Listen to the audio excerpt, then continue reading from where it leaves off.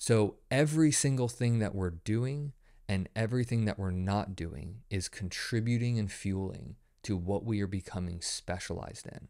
And this is where my work comes in. It's to take away these specializations. It's to look at a runner who specialized with running and help them move more like a human. Welcome to the Zero Quit Podcast, where I bring you candid conversations with elite athletes, entrepreneurs, specialists, and other creatives. I'm your host, Covington, and through these dialogues, you will hear powerful stories and practical advice that will help you live a more active and intentional life. If you enjoy the show, be sure to subscribe and share it with a friend. What's going on, guys? Welcome back to another episode of the Zero Quit Podcast. Today I have on Vinny Crispino. He is a former All-American D1 swimmer, corrective exercise specialist, and the founder of the Pain Academy. Through his academy and content, he helps people gain greater body awareness, alleviate chronic pain, and improve anatomical imbalances. How you doing, brother? I'm amazing, man. Thank you so much for having me on today. Yeah, so I'm looking forward to it. And one thing we were chatting about before is you grew up in Denver. And so I just moved here it'll be 2 years in the summer. And I live down in Colorado Springs, which I'm sure you've frequented at some point growing up here. But what was that experience like growing up in Denver? Are you away from the cold? Yeah, so it's been a really interesting thing. So I was a swimmer in Denver, which means you're cold and wet outside. Now, there aren't a lot of outside pools out there, but my first year of college, I swam at the University of Wyoming, and my experience of winter was just colder and wetter than it needed to be. And it was, I think, a fusion of my sport and just having some really gnarly winters growing up as a kid. And on top of that, I grew up, we're talking Denver. It's not too far away from some of the best slopes to go skiing and snowboarding on in the country. Mm-hmm. And my parents were never the outdoorsy type. So I never really got into winter sports. I was just a swimmer. So I naturally leaned more towards like wanting to be in warmer climates. Growing up in Denver was great, but I got really tired of only enjoying, for me, it was like 2-3 months out of the year. It was that summer and kind of like late summer, early fall. Those were my sweet spots that I loved. And then I found myself counting down the rest of the year. So 9 months until that season would happen again. And for me, I think I just had to get out to warmer climate. By the time I was 18, I had been surfing more times than I'd ever been snowboarding. So it was just like a mismatch. It just didn't seem like the right environment for me anymore. So I packed up my things when I was 18 years old and just headed west, moved out to California, and thought I'd be more fit to be a surfer than a wintry lumberjack kind of snowboarder guy. Yeah, well, you definitely, maybe this has been a work in progress. You've got the California look at this point with the longer hair and the surfer vibe. So Yep. You kind of have to like mesh into the culture. But I'll tell you, every day now feels like Groundhog Day. It's just, and I know it sounds like a weird thing to complain because I remember being in Colorado wishing for just 80 degrees and a cloudless sunny sky. And that's like every day here. And it was really nice for the first few years, but man, I miss that seasonality. I forgot how beautiful fall was until I went up to Yosemite for the first time a couple months ago. And I'm driving up north. I'm seeing the leaves change color. We've got like the fog in the mountains, and it's like this old Denver boy just came out, and it's like, man, I miss home. I'm homesick for the first time in 14, 15 years being out here. Yeah, I think a buddy of mine had mentioned the term agrodolce. It's something in like with cooking with sweet and sour, and I think that's what it is, where you have to kind of experience the brutal cold to appreciate the heat, and experience the heat and the humidity that I experienced in Virginia to appreciate the dryness of Colorado. But the seasons are beautiful, and as you know, the fall and spring seasons are quite short here, so you don't get a ton of it. It's either kind of warmer and dry or cold and dry. And so I get a little bit homesick, especially in the fall season time, just thinking about, the colorful trees and colors, because here it's like the leaves fall within a week or two and it's just dead branches, that you're stepping on. Yeah. But with all that said, I'd like to dig into a little bit about that swimming to surfing transition, because I know that leads into your backstory. So tell me a little bit about how that, first couple times getting into swimming went, and how that leads into your back injury. Yeah, so I was terrible at every sport growing up. And when I say terrible, let me give you an example. I tried playing basketball for 2 years. My uncle, so a family member, was the head coach. I made a basket in 2 seasons. And I think that is also accounting for practice as well. So he had the conversation like, hey, we should try a different sport. And he did it very kindly. I was not good on land, never been a athletic guy on land, but for some reason in the water, that was my element. And I think it was just growing up with those summer really long days, playing around in the pool so much. And I kind of just had this natural pull towards swimming. And I got into that when I was like 8 or 9 years old. And I believe, if my memory serves me correctly, within like the first two swim meets, I broke a pool record. I mean, it was like the thing that I was good at. And it was a effortless being good at thing. And so I kind of Well, leaned in that direction. to interrupt you real quick, I feel like you have a longer length of your body. You feel like your body is just more made for that kind of sport. Yeah, I've got a pretty big wingspan, so that helped. And I'm a squirrely little guy, and I kind of snaked through the water. So Yeah. I was light, I was agile, and I could also hold my breath for a really long time. I felt like I was perfectly adapted for what the sport needed. And I fell in love with swimming. I started breaking pool records, state records. It just became my thing. And like most things that start out gentle when you're younger, and then you get into the realm of competitiveness, it starts to just kind of dominate your schedule. And what went from like a fun summertime swim club thing then quickly turned into like 2 days. 11 practices a week, 2 times Monday through Friday, one really long practice Saturday. And it was good. And I got a lot of accolades from it. And I got really burned out from it. I still had the love for swimming, but I was so burned out of just going up and down that damn pool, back and forth again and again. And I think this kind of naturally set me up for maybe wanting to find something else that has a transferable skill. Again, wasn't a runner, couldn't throw a ball, couldn't catch a ball.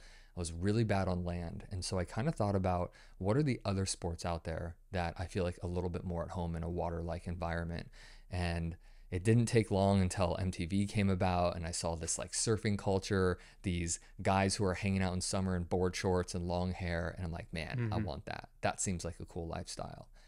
And I just kind of naturally started gravitating towards the warmer weather and beach climates. I was training at the Olympic Training Center down in Colorado Springs, so where you're at. Had ran into a shoulder injury, which didn't help the burnout, right? So I was like really tired of the sport. I had this subtle shoulder injury, and I thought about kind of changing gears, going from this really aggressive competitive D1 environment to something lighter, a junior college out on the West Coast that I could maybe kind of still hopefully reconnect with my love of swimming and also dabble in this new sport that I loved, which was surfing.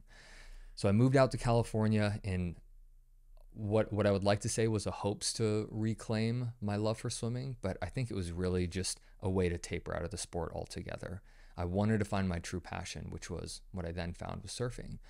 And man, I was a much better swimmer than I was a surfer. So I had the strength to paddle out into these waves, but I did not have the skill set to actually surf these waves and manage a big swell. And a couple months after surfing out here, I just took the wrong wave on the wrong day, wiped out. It took me right into a set of rocks, and my lower back hit a rock. That's what broke my fall. And it was just an immediate traumatic, life-changing injury. I mean, the moment that my back hit that rock, I knew that was it. I was done. And I suffered a T12 fracture. The force of the impact shifted my spine 21 degrees to the left, herniated multiple discs. I had torn a couple ligaments. I mean, it was a gross, nasty impact break. And I went from being this really strong, young, capable guy who maybe had a God complex. I don't know. We'll maybe get into that on a different podcast too. I can't stand up for more than a couple minutes without wanting to cry. And going from this like elite athlete to just in every sense of the word feeling broken, that was really hard. And I went through what I think a lot of athletes go through, which is a massive identity crisis. The thing that you identified as is now just literally in the blink of an eye just ripped away from you. And not only do you have this identity crisis, but you're dealing with this, traumatic, life-changing injury. And I think my story from there is just, it's so much like many other people who experience pain and injury that prevents them from living the life that they want. And you go see like chiropractors and PTs and doctors and experts. And I just got really lost in that world for years, moving closer and closer to disability.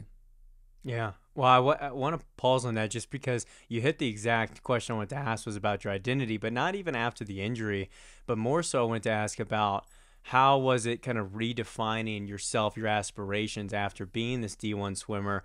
I don't know, like not just internally, but what did parents think, friends, coaches, and what did it internally were you thinking at that time if you were going from a place of maybe trying to compete for Olympics, or what was your outlook as far as where your life and your potential career was headed at the time that you were feeling burnt out? Well, I had so much of my identity was like when I would walk into a room, I felt like I almost had all of my accolades behind me. Like I carried the confidence of all of these records and national titles. And that's the way I wanted to be perceived. And that's how I thought people perceived me. Mm-hmm. I felt like my parents loved me the most when I was winning. I felt like my friends respected me the most when I was kicking ass and they could rely on me for the last leg of a relay race. And now that I wasn't athletic, now that I wasn't strong, now that I felt disabled, I didn't feel worthy of love. And that was like my hardest thing that I had to go through. And so in doing so, like I just pushed people away. I alienated myself. Mm-hmm. And not only feeling like not worthy of love because I wasn't winning and I wasn't athletic and I wasn't this young, strong, confident guy that I thought I was, you fuel like an identity crisis with really powerful prescription painkillers. It's a recipe for an even deeper identity crisis. And I got stuck in it, man. I got lost. I got really depressed, and um, I just went down the rabbit hole of wanting to escape life and wanting to suppress all these feelings. I really struggled with it. I think I had come to terms before the before breaking my back. I had kind of emotionally come to terms with I don't think I am going to go to the Olympics. I don't think I lost the heart for it. And I think I was kind of grappling. It's almost like a relationship that you know is ending. It hasn't ended yet, but you're almost kind of like mentally and emotionally preparing for it to end. I Mm-hmm. think I saw the end of my swimming career long before the injury.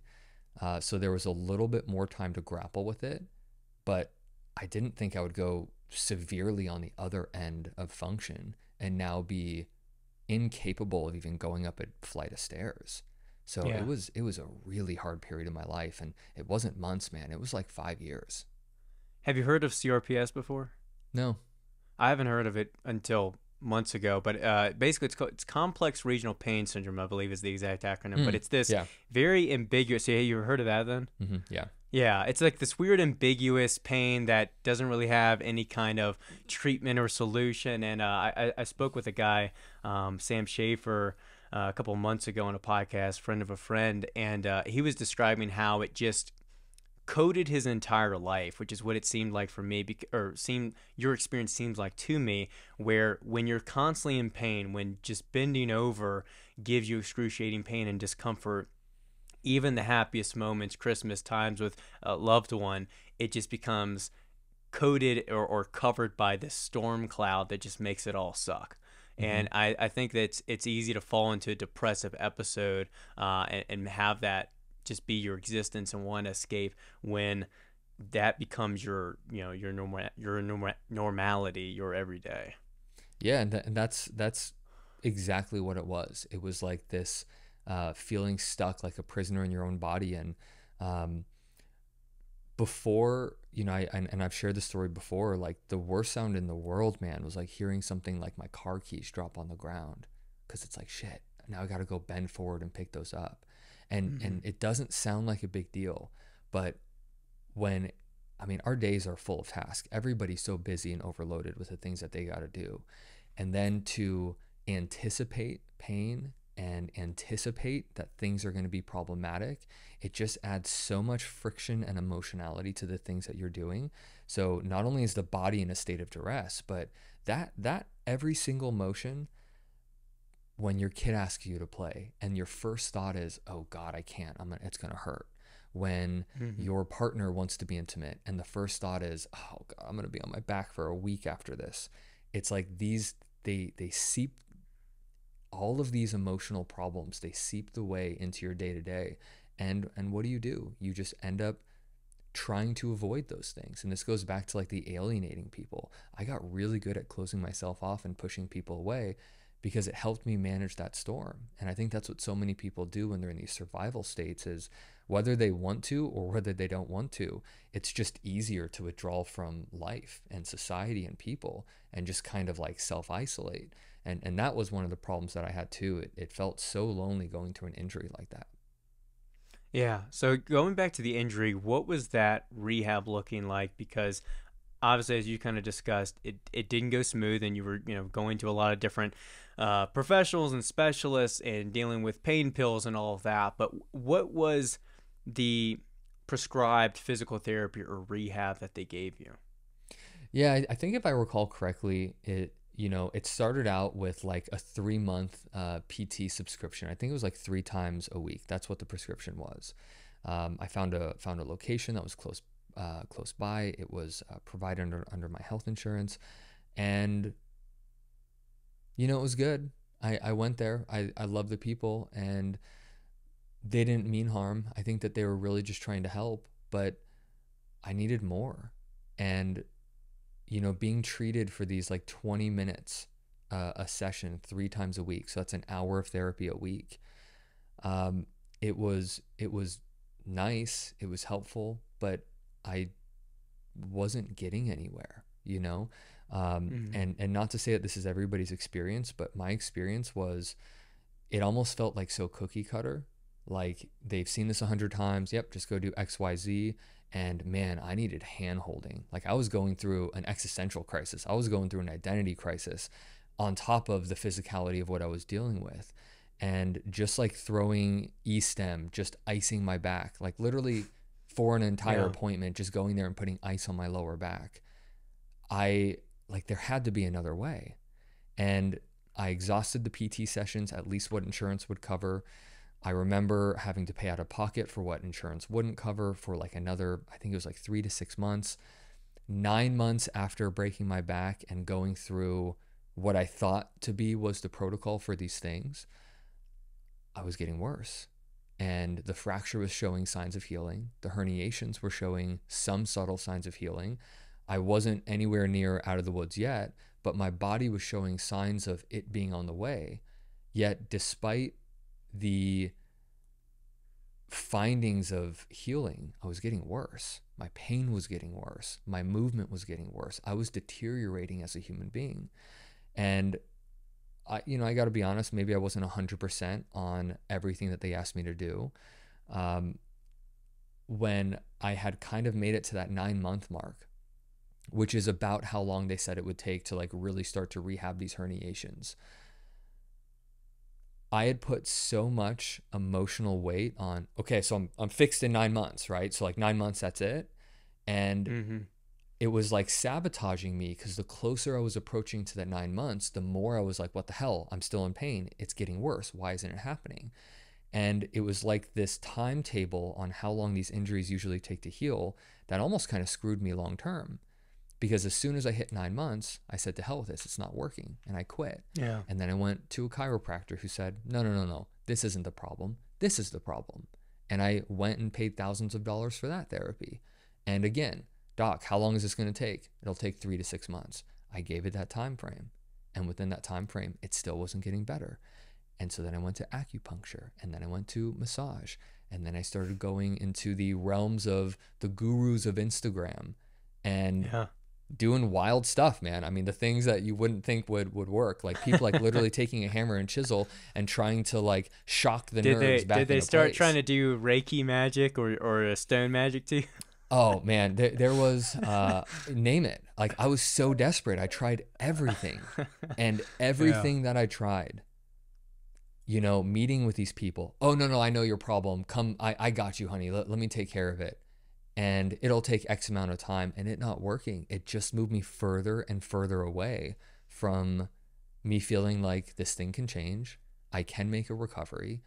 And it took 5 years of going around and around and around before, while still battling with this like addiction from these pain pills, where I said, you know what? this shit isn't working. And not only is it working, I'm out of money. I'm more disabled than I was post peak injury. I think I'm the only one who actually cares about this.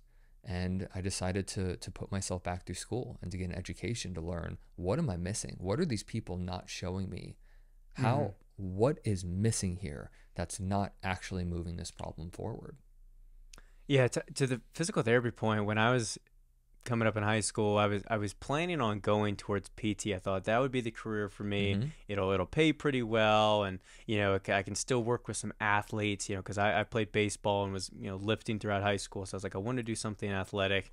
But as soon as I started shadowing, I realized this wasn't for me for some of the exact points that you discussed, where someone will come in 6 years old, tight neck, and they'll just acupuncture or ice it for 20 minutes and then leave. And then the saddest thing too is, depending on someone's specific coverage, they won't be allowed to use, let's say, acupuncture. They won't be allowed to use e-stim. It's very particular towards what the insurance will cover. So now you're not getting, let's say, maybe what you need if it were to work, just because of the peculiar insurance company that you have and particular policies. Regarding that, because I in the past have gone my own route with different injuries I've had. The biggest ones have been having real tight, it wasn't quite in the low back, but right above like my right glute, rehabbing that so I could deadlift again. Another one I've battled with, it's been good the past year and a half, but for a full year I was battling on and off with IT band syndrome. And that's another one where I've spoken to a lot of PTs and different athletes about this. And it's one that so many physical therapists, and they mean well again, but they get wrong. They think, stretch out, try T-band, roll out, try T-band. This is the cause. That's the cause. And a lot of times it's again a muscular fix, which is a lot of what you do, rather than just trying to beat it to hell in a massage therapy setting. Why do you think? I just keep using physical therapy as the method, but we can think massage therapists, we can think any of these different specialists. Why do you think they're kind of behind the 8 ball with some of this, or aren't adapting as quickly to where, granted it's hit or miss, but some of these Instagram gurus or different individual entrepreneurial specialists are doing? Yeah, it's a beautiful question. I've boiled it down to, it all goes back to day one. And when you want to learn about the body, what do you first do? Here are the parts, here are the pieces. You break it down into the systems, the nervous system, the muscular system, and the muscular system is made of this many muscles. And what does each individual muscle do by itself? Where does it start? Where does it originate from? Where does it insert into? And we get quizzed on this information. We have to know, and rightfully so, we should be very competent with gross anatomy skills. Western medicine does a brilliant job breaking down the body piece by piece and system by system in order to teach other people components of the body. All true, nothing wrong there. But where Western medicine does not have it right is, how do we now put it back together again in meaningful systems? So there's the reductionism, there's the breaking everything down. For example, if you've got an IT band problem, what do? It's an IT band. That's the problem. What is that one muscle's function? How do we zone in on that muscle? And nobody has comprehensively built a way to look at the human movement system, right? Because our only ability to understand anatomy is through cadavers. So it's cadaveric sciences. It's studying non-living organisms to look at their parts and pieces, and it seldom is looking at moving organisms. So how does this person with IT band syndrome move? And I'm not talking about the knee joint and the hip joint. That's reductionism. I'm talking about human movement patterns. What does walking look like? What does bending look like? What does squatting look like? How does this human being, ankles, knees, hips, pelvis, spine, and shoulders, all move and work together? Or when there's problems, how is it not working together? What's the deviation here? And how do we go after that deviation? It's much more complicated that way to look at movement patterns. and it's almost more simple. One of my favorite mentors, and I learned so much from this guy, and this was like really starting out as I became a corrective exercise specialist. It was this beautiful workshop, and they had somebody with a limp come in, and this person is limping backwards, and they're walking in front of the entire workshop, and the mentor is like, which muscle doesn't work? Everybody had an opinion, and everybody's opinion was different. And he's like, that's the problem. You're all right. Every one of you is seeing this problem from a different angle. But the problem is that the right side and the left side don't work well together. We need to restore that first. Let's not go chase muscles. Let's not go chase nerves. Let's not go think the spine is the problem or the hip is the problem. Let's get this human being's body to work better together and watch how all of these little nuanced issues start to resolve themselves. And I think this was when I had this clinic, and we didn't go chase muscle groups. We didn't go try to pinpoint what that exact root cause is. And we just helped this human being do gentle, simple movements, and his limp started to be reduced. There was no muscle chasing. There was no E-stem on one area or focused treatment on one part of his body. It was like, how do we improve this human being's ability to move? It was so damn simple. And all of those individual muscles that we were all arguing and bickering about, none of it mattered because we were all right, but we were all looking at a little piece of the puzzle. And unfortunately, there is an entire industry that's built on looking at everything through the piece of the puzzle. And sometimes it's helpful. And because sometimes it's helpful, I think that's what gives this ultimate power to that is the best approach. We always have to go to PT because sometimes it's been helpful for people. And that apparently is enough for insurance companies. Yeah, I think you nailed it. The way that we think about a lot of things, but specifically the body, is through a very much reductionist lens of things, and you do have to look at the body as a whole. Because even like you said, when you're running in a stride, there's a lot of things moving on, and it's not just the right side where you're possibly feeling the pain.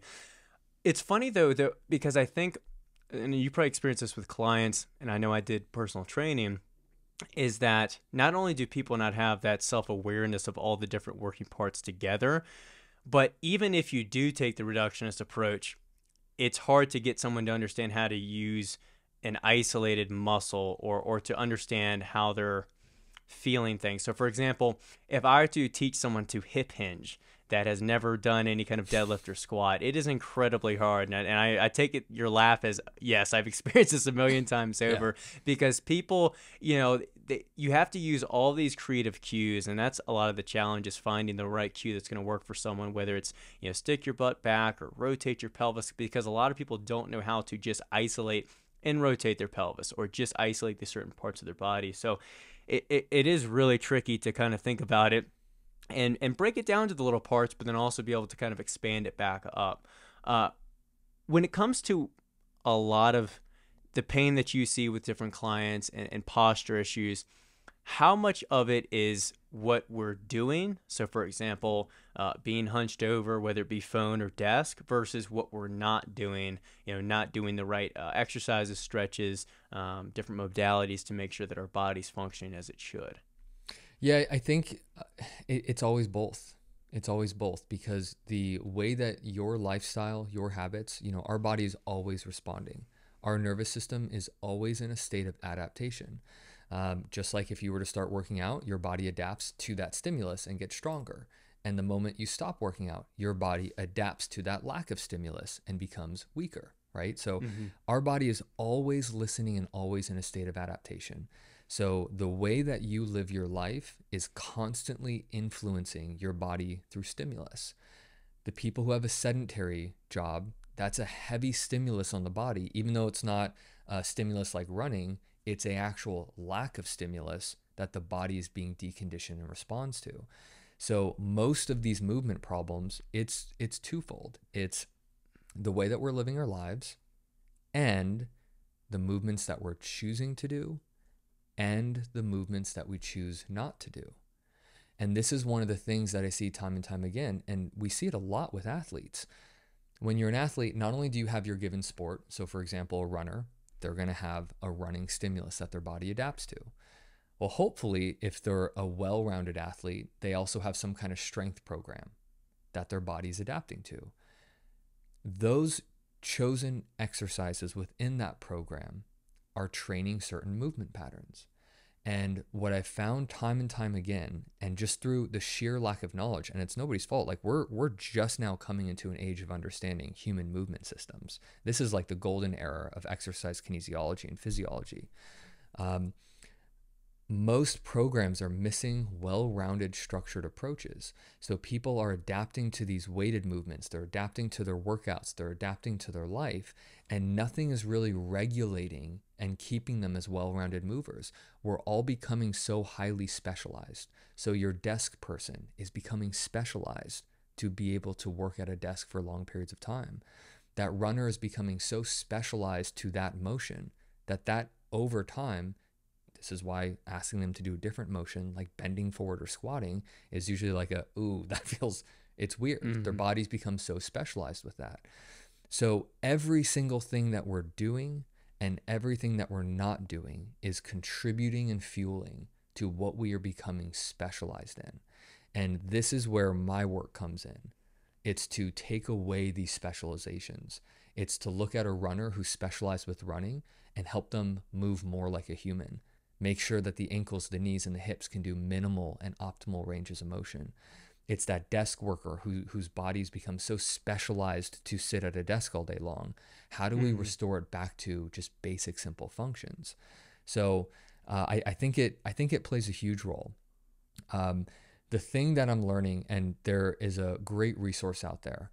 It was written by a Harvard professor in biomechanics and paleoanthropology. His name is Dr. Daniel Lieberman, and he has a great book, and it's called Exercised. One of the things that I love about his book is it kind of really addresses, not through one man's opinion, but it addresses the nature of our inactive lifestyles, right? We hear it all the time. Your sedentary lifestyle is killing you. Stop, everybody's got to move more. And what he did a great job is he broke down, based on looking at old hunter-gatherer tribes, what is the actual appropriate amount of motion that the human body needs to be strong and to be healthy? And what he found is that on average, hunter-gatherer tribes spend just as much time idle as Western cultures do. So it's not like hunter-gatherer tribes are always on the move, they're always moving and working and they never rest. Mm-hmm. The human body metabolically, like every animal, is actually designed for huge periods of rest. This helps us conserve calories. It helps us with regular body and tissue maintenance. The question becomes, what are we doing outside of the idle periods? How vigorous of activities those are. And this is where like Western cultures really start to run into problems, because not only are we idle a little bit more than these hunter-gatherer tribes, but the movements that we're doing outside of being idle, they're very minimal. They're the same motions every day. Whereas like a hunter-gatherer tribe, they're not sitting at a desk in the same position. They're on the ground. They're doing 100 different sitting postures an hour or 2 hours. So they're exposed to a lot of variety. So long tangent, going back to your question, how much of this is the way that we sit? How much of it is our posture and our workouts? We don't get enough variable motion in our day-to-day. I'm not saying you need to go double your step count, even though maybe that could help. It's the things that we're doing, like sitting at a desk, that don't really allow a lot of options for movement. We can only sit a handful of ways. There's not a lot of variety there.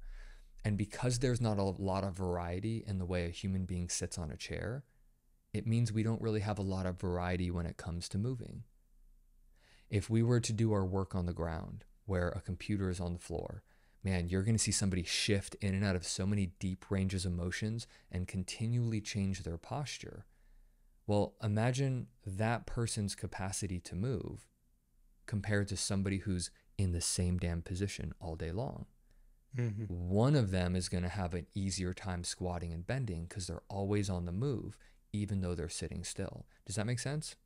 Yeah, absolutely. And an easy example that I think about is after years of bodybuilding, I always thought, let alone, you can put aside like the giant bodybuilders that obviously can barely wipe their own butt, right? Yeah. But even just on a more general sense, if all you're doing is, to tie it back to what we talked about, these isolated exercises, because it's very beneficial. That's what the sport is focused on, is, hitting those quads, hitting those hamstrings, focusing on the shoulders.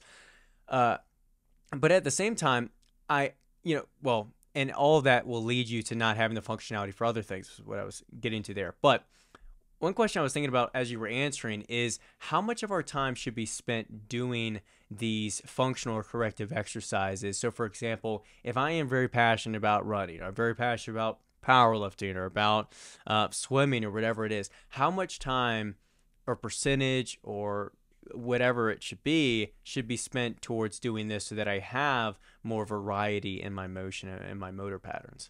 Yeah, that's a really good question. And it comes down to, what is the severity of what we're trying to do? So my answer for an ultra runner is going to be a significant more amount of time to offset their specialization than it would be for somebody who's a desk worker, who is not putting it, there's not a lot of excessive adaptation that we have to unwind. Somebody sitting down, not moving their body a lot, doing 15 to 45 minutes a day could really effectively offset what it means to sit down like that. An ultra runner who's 60, 70, maybe 100 miles a week, we're gonna have to put more time into that body, because they're spending more time within a more aggressive stimulus. So the answer is really going to be dependent on how severe of the thing is that we're doing. A bodybuilder, an Olympic lifter, the emotionality is so intense to that there's going to be such specific adaptations. We have to find a way to counter that. And this is it's a very nuanced answer, because the question is not, how do we make the change? The question is, at what intensity do we give somebody?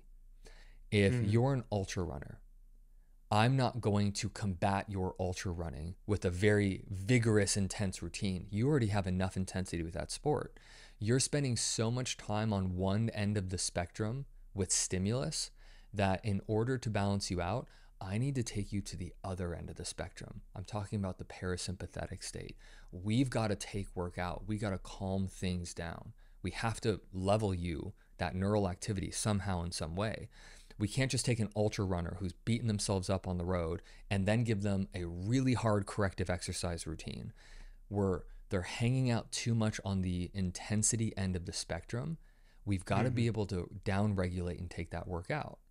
So I would give them a much softer, simpler routine. For somebody who's really deconditioned and they're sitting at their desk all day long, they don't really have a lot of intensity in their body. We would need to counter that with a little bit more of an aggressive routine to bring them more towards a sympathetic state. They're almost too parasympathetic, almost too relaxed all day long, hence the deconditioning. So it's really a question of, what is the dosage of intensity that we need to give this human body that offsets what it is that they're doing. Does that make sense? Yeah, so for general maintenance or upkeep, let's say for some kind of athlete, would that kind of look like replacing, let's say, some static stretching routine that maybe they're all doing, or adding in, let's say, a 20 to 25 minute routine later in the day and evening or something like that, or post-workout, where they can fill in the gaps to make sure that maybe they don't have an injury now, maybe they're not dealing with any pain now, but this will help them function, not only maintain longevity and prehab essentially, but also help them perform in other areas of their day and in their life. Yeah, absolutely. And with the, let's use an athlete, for example. This is where we have to get out of the textbooks, because in theory, yeah, everybody should be doing 30 to 60 minutes of maintenance and mobility work, regardless of your sport, lifestyle, just to maintain your body for the long haul.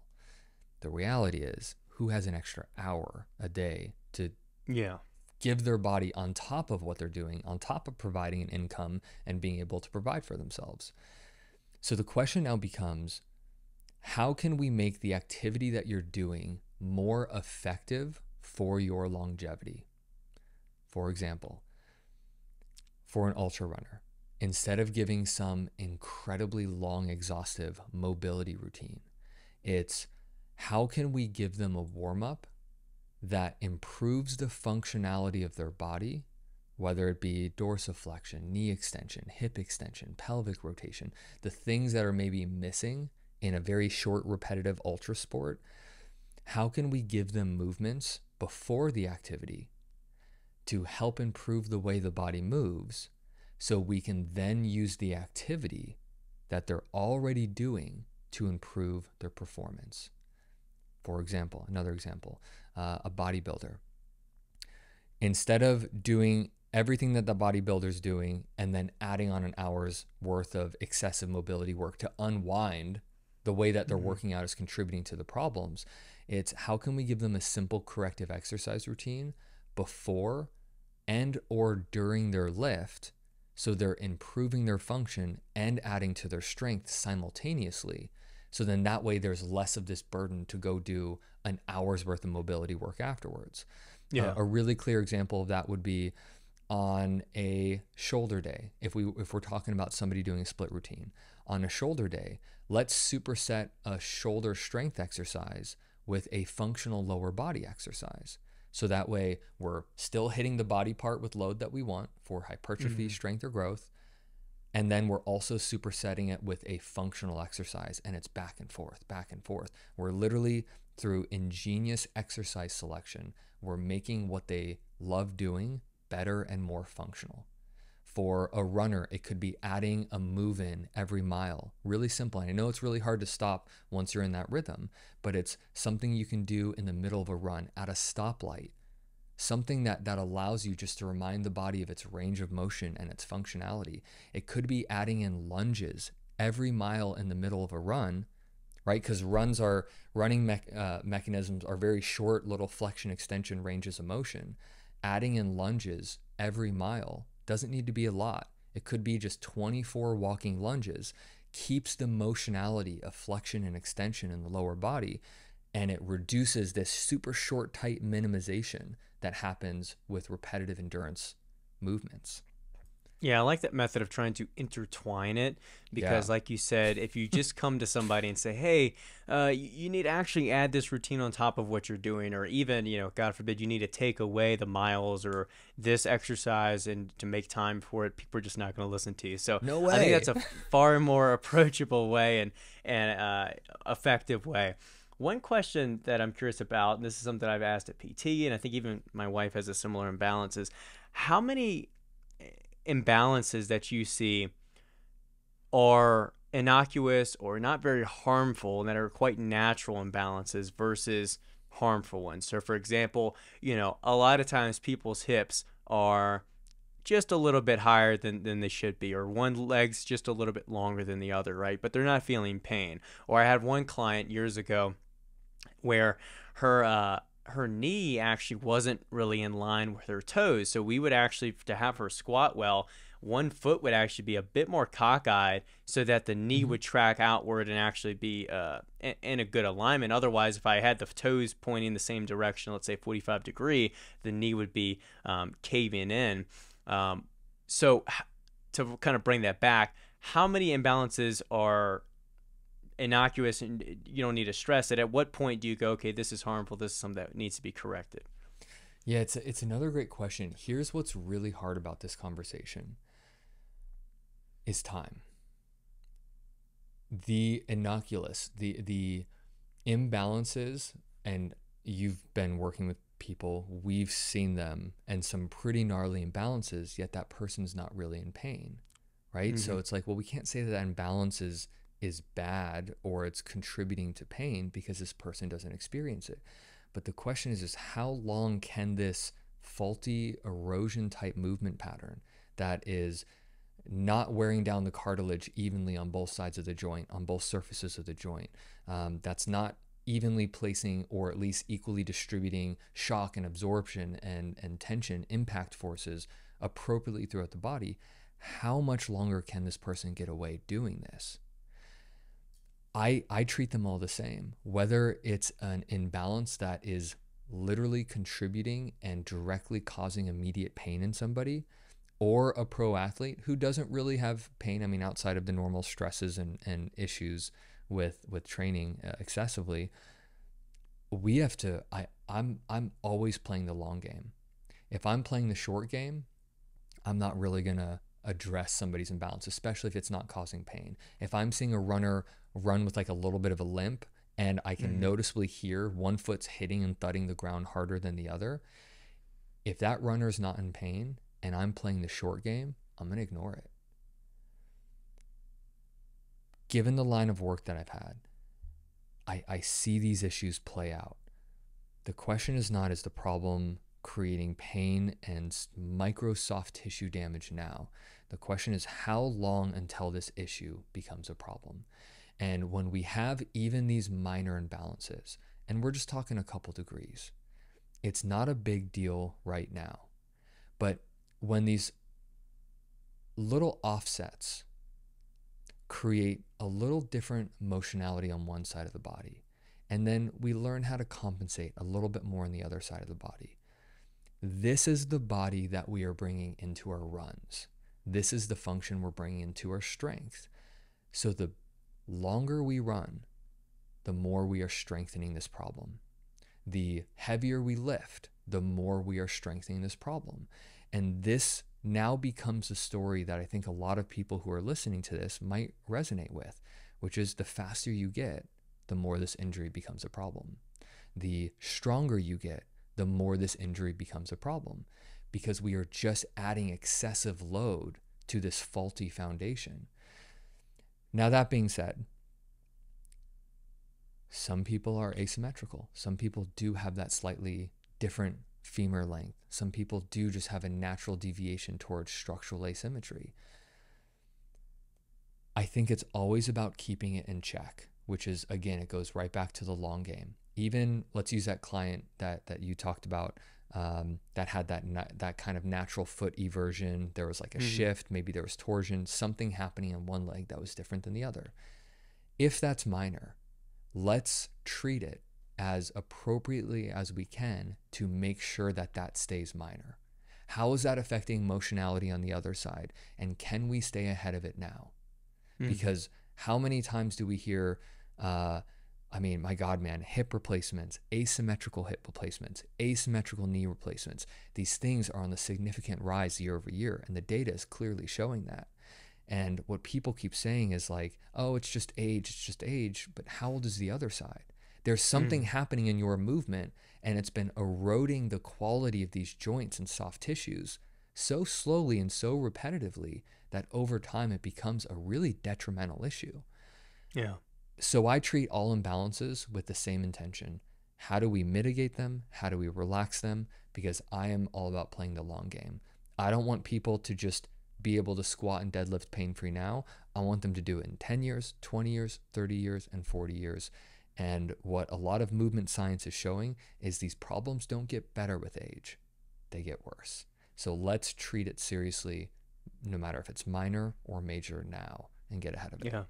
Yeah, it totally makes sense. And it makes me think of, I'm sure you might have heard this before, like you have two ships and one slightly deviates like 1 degree. Well, eventually they're going to be miles apart, right, over time. So I think the time component is I think you nailed it on that. How do you approach the nervous system when it comes to correcting some of these muscular imbalances? Because obviously the nervous system can play a big role as far as communicating and making sure things are firing properly. Yeah, so there's an approach that I found to be the most effective is we first have to calm things down. Let's just make somebody up here. Somebody's got a movement imbalance. They've got pain, chronic or acute. They've got a whole host of movement problems, right?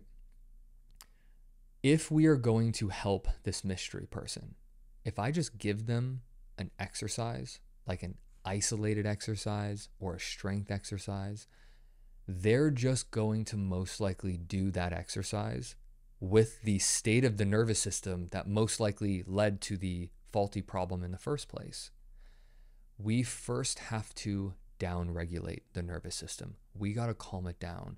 We have to relax the muscle imbalances. We have to relax all of these joint deviations and misalignments, because if we can't even relax the system, what are we actually trying to change here? You're going to do any exercise, whether it's easy or hard, with that, most likely with that problem, because it's about the nervous system. It's how your brain recruits muscles, and not in isolation, but your brain thinks in movement patterns.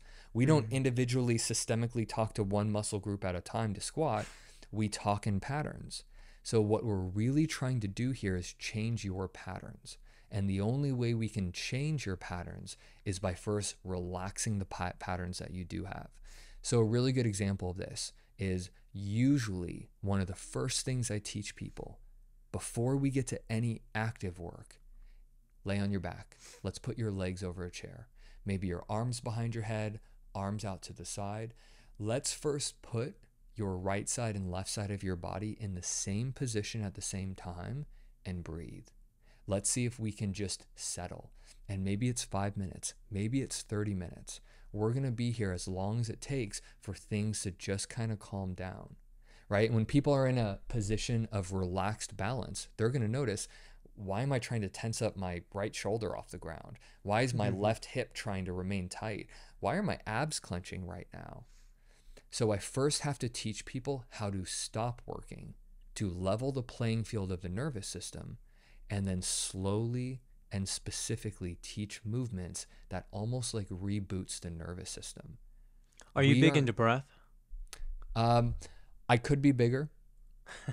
I could be bigger. I only asked just because I hear a lot about it. I've never been, head first into it, but I had a great guest on weeks ago that if you were looking to get more into it, Jesse Coomer, he does great work, I think, with just analyzing breath, and I just remember a lot of his book goes over a lot of those same systems, and he ties it well into exercise as well.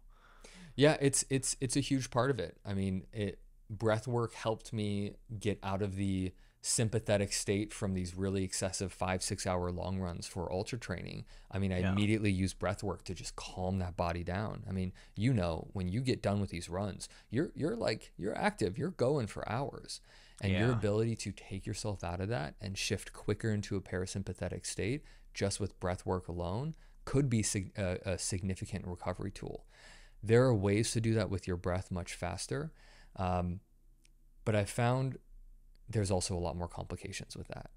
And when I'm trying to help people remotely, I don't understand if there's blood pressure issues. I don't understand if there's cardiovascular disease. I think it introduces a whole other host of problems that when you do breath work, although it can be helpful, it also affects your biochemistry really fast. And it might be too much too soon for people. So I found positionally, it's more accessible for most people to just focus on positions and just start to practice some slow breathing than like a Wim Hof method kind of a thing, where it could be a little risky, maybe an unnecessary risk for the start of corrective work. Yeah, so tell me a little bit about what was the posture movement, because it seemed like that was a thing before the Pain Academy. Yeah, the posture movement was the first start to my vision. I broke my back, spent 5 years running around in the system, and it wasn't until one of my mentors who said, "Oh, let's not work on your back. Let's work on your left leg." And I'm like, "Dude, you don't even know my story. Like, my back is broken. My leg is fine." And he's like, "No, we have to restore the posture of your leg," which posture means position. Position equals function. So it was posture therapy. And I never heard of this. In the 5 years of desperately searching for an answer, not once did any healthcare provider or expert ever say, "Hey, Vin, you need posture therapy." And to be clear, I thought posture therapy was like ergonomics. How do you sit upright? How do you sit straight? What is the right way to squat?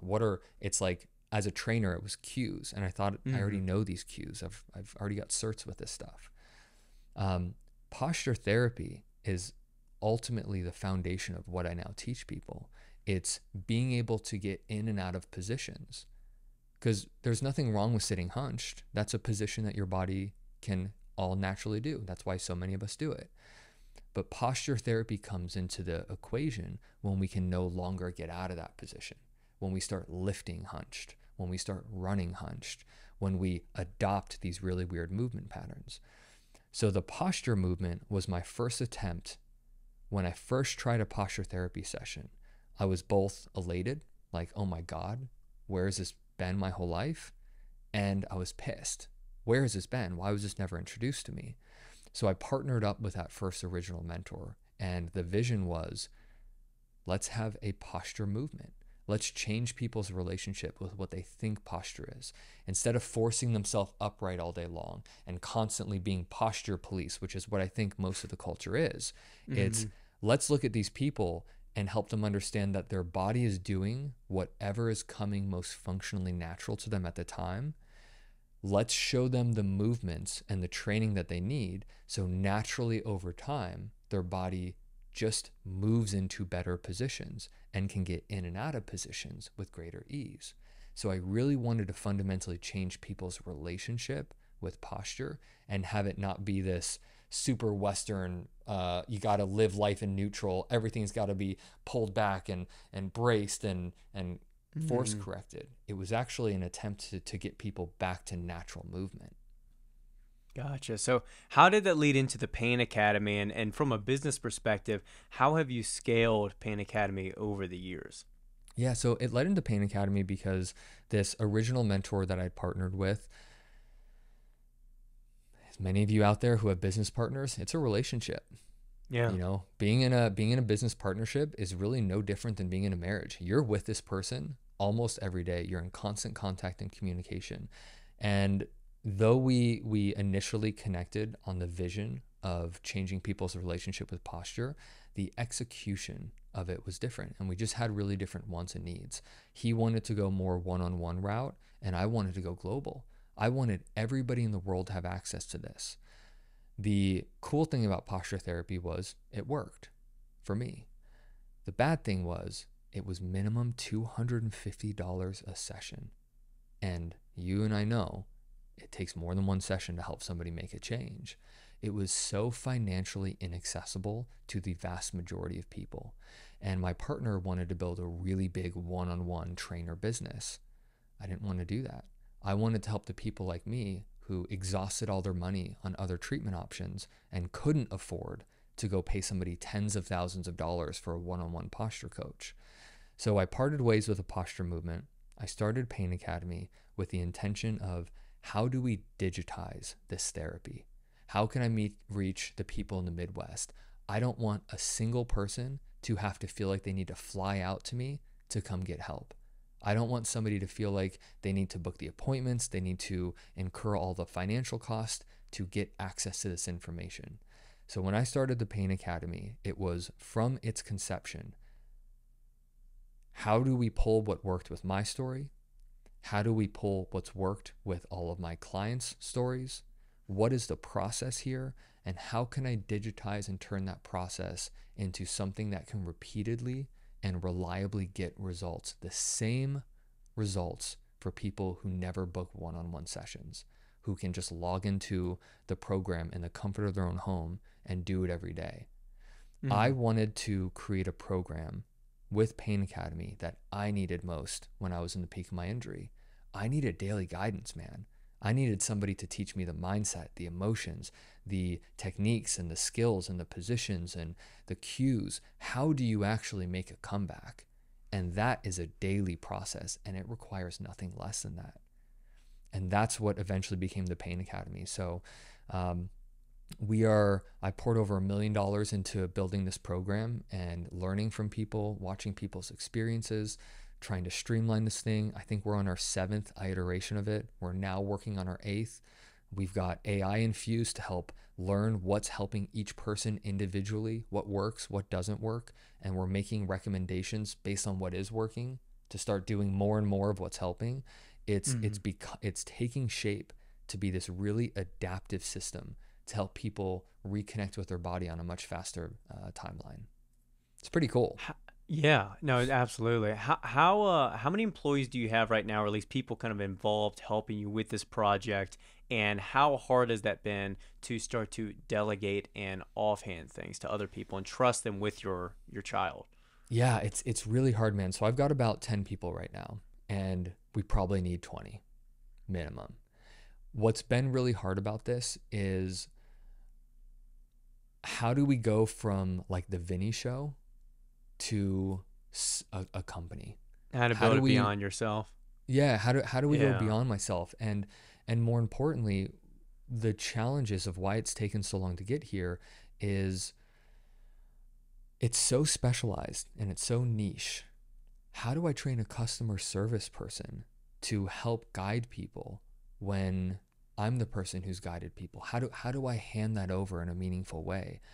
What kind of training does the team need to be able to show up and do something in a meaningful way that aligns with the original intention of this thing going to scale? So the challenge has been like, how do we go to scale without losing the efficacy? And that has been a 7-year problem that we are continually trying to crack.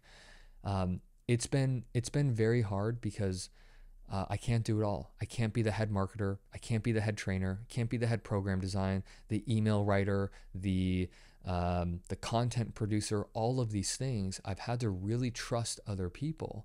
And Yeah. along the way, I've made mistakes. Sometimes I might have hired a guy who was an email marketer, and he didn't understand my tone and my message and went hard. You got to act now. You got to buy now, or you're going to die. Yeah. That's not what Yeah. we're doing here. And so Yeah. I've made mistakes in trying to trust other people along the way, and I can't do it all myself. I have to be able to trust other people, and this goes right back to something that is a core philosophy of mine. The mistake that I was making was hiring people outside of my world. Once I turned to members and once I turned to clients, people who not only understood what it's like to have a life like mine was like, pain, disabled, frustrated, lost, stuck, and confused, and then to come into this program and find their way through it and make a transformation. I don't even care if you're not a great marketer, but you're a marketer who's gone through this, you get me a little bit more. Let's talk. My chief of operations, he was a client, and we had a huge success story. And then he started to become my COO. My tech guys have all had issues due to their natural job, being stuck at a computer. They've used my program to fundamentally change their life. So of course they can now help me build something better. I had to source this talent internally because I was getting nowhere externally. It was just a job for hire Yeah. for people outside of my world. Yeah, it totally makes sense. I definitely understand that, and I wholeheartedly understand the idea of having your hands in too many baskets and being so stretched out as an entrepreneur. And so it's something I had to learn when I owned my gym, and before selling it was like, okay, in the future, delegate, hand things off. You don't have to do everything, like you said, as long as you hire the right people and give them that trust. With online clients, and again, you have a bigger team at this point, but from the earlier stages up to now, what are some of the challenges? Because obviously it's pro con with going online. You can reach much more people, but some people do need the hands-on approach. So we talked about cues and working with certain clients on that one-on-one level. But when you can't be in the room, see their body, in a 3D format and really see everything at that moment, you can't always give the perfect advice, the right instructional advice. What are some of the challenges of this digital format or approach to it? I first had to look at that challenge and convert it into the problem. So, what I mean by that, if somebody is relying on me to make the adjustments, I can help facilitate that change. But what are they learning? They're not learning assessment skills. They're not learning form correction. Ultimately, what's missing when it comes to form correction is they're unable, proprioception is off, their awareness is off, their kinesthetic feedback system, sensory system, it's not regulating the right information, which is why somebody can move and shift to the side or hinge with their lower back and they think they're hinging, hence the need for an expert to show them what's off. If I was going to help people without even seeing them, without being in their living room, I first had to help improve their ability to assess their own problem, to reconnect with the original problem. Now, to do that, I had to come up with a program that I call the Pain Assessment Toolkit, in which through video, through picture, I show people how to actually start assessing and addressing their movement, not only visually, because they can't step outside of themselves and see them in real time. But kinesthetically, what are we looking for, and how can we internally navigate sensation on the inside to be able to do it? Because what does it take to be able to move with good form? It takes first education. You got to know what good form is and what bad form is. It's got to take some visual assessment, and it's got to take feeling the right mechanisms. And once you feel those, even you as a trainer, you probably don't need some guy standing or some girl standing right next to you giving you the form correction. So you successfully, through time and education and assessment and practice, have been able to spot form a lot of the deviations that you're experiencing. Well, what we're talking about here is a missing skill set. And what I found is, for the people who were flying out to see me and I was the one doing the assessment, well, of course they were getting better really fast. But what happened when there was a new problem? They have to come out and see me every time, anytime there's a new exercise. I had to figure out how to transfer that skill of knowledge, education, assessment, and awareness to each and every person in the program. I first do that through video. I then do that through internal kinesthetic feedback. Here's where your weight should be. This is what we're feeling. This is what it should feel like. And these are the areas we should feel like. But more importantly, with the program, there were hundreds of biomechanical exercises that I could have chosen from, hundreds, to create a change. I had to whittle it down to the 120 that were not only the most effective, but had the lowest chance of actually them doing it wrong. So, for example, most of the exercises in the beginning stages of my program are not open movements. They're closed. They're fixed. They're on the ground. You can't really do them wrong. If you can hear my cues, hey, look down at your feet, make sure they're in line with each other and they're both pointed straight. Knees should be hip width apart. Check the center of your pelvis. The weight should be right in the middle, not rotated to the right or to the left. I do these checkpoints, body up, head down, toes up, so they can kind of get this kinesthetic sense of what their body should be doing. And in using a brilliant piece of equipment, the floor, they can themselves realign and start to develop the proper movement patterns. So I had to reduce all of the wild variables of complex motion deviation, bring them down to the ground to reduce all of these planes of motion deviation, and use the floor as almost like training wheels. How can we, in such a simple way, help them find more of a neutral or more of a balanced way to move? And once they develop this kinesthetic sense on the ground, I then bring them a little higher, then maybe kneeling or sitting positions, and then standing positions, again, using the wall. How do we use our environment to restore that capacity to assess and be in our own body? That's a skill set that takes a lot of time. And one of the reasons why I believe these problems don't go away for people is because they're offshoring that skill set to somebody else. And that can be really helpful. And I would never say an expert's not helpful. At the end of the day, you learning the skill set of assessment and observation so you can become your own best movement coach and advocate. Oh my God, man. Yeah. It's absolutely. then there with you every day in every movement and everything that you're doing. Yeah, That's the change. I've always preached that, like, especially just, you don't have to be a specialist with everything. Listen, I'm not gonna, try and be the plumber of my own house. If something breaks, like, hire a specialist.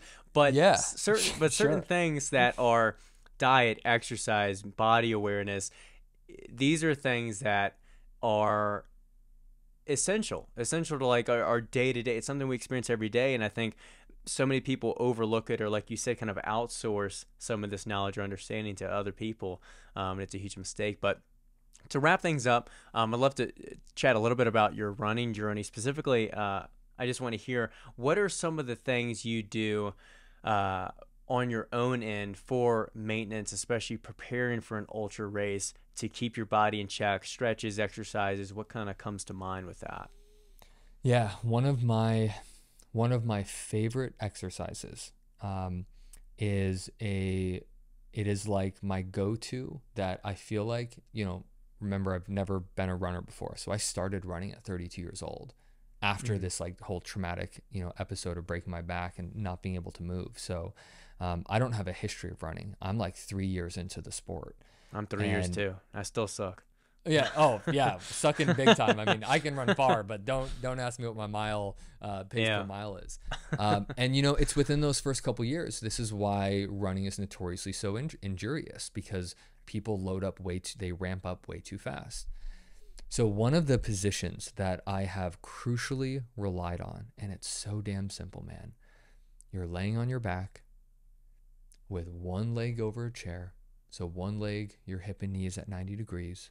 The other leg is straight out on the ground.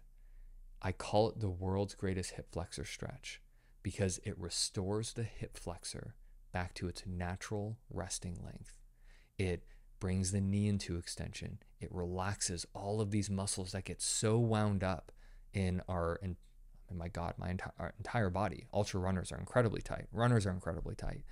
And it is a down regulation mechanism. I don't do a ton of maintenance exercise, like putting a ton of work into the body, because the runs are the part where I do the work. It's actually unwinding that. I'm not going to give you some hamstring stretch. It's me trying to relax the nervous system outside of the runs, and being able to do that on the ground and take my body from this sympathetic state, this stressed out, repetitive 4 or 5 hour run state, down to like a mid 30 beat per minute heart rate, and being able to do that reliably every single day. It's been my go-to. It's been my rescue guide. Gotcha. Well, Vinny, it's been a pleasure chatting with you. We'll have to definitely stay in touch, and maybe I'll find you on the trail at some race sometime soon. But where can people find you and find your content? Yeah, so if you want to follow me on social, just at Pain Academy, so PAIN and then Academy. And then, look, I understand a lot of the things I'm talking about, it might not be real for people. I've got a free routine that if you just want to feel and experience the changes that this can make, go to, do people still say www? Is that still I don't, but a lot of the clients or people I work with do, yeah. Okay, so I'm dating myself. Aging yourself there, yeah. Yeah. Go to www.painacademy.net. I've got a free routine for you. It's like 15, 20, maybe 25 minutes. Just go try it and feel the things that I'm talking about, and let me know how it goes. Perfect. Well, if you guys enjoyed it, obviously give it a share. Follow the podcast for more stuff. Check out Vinny and the Pain Academy. And we'll catch you guys in the next one.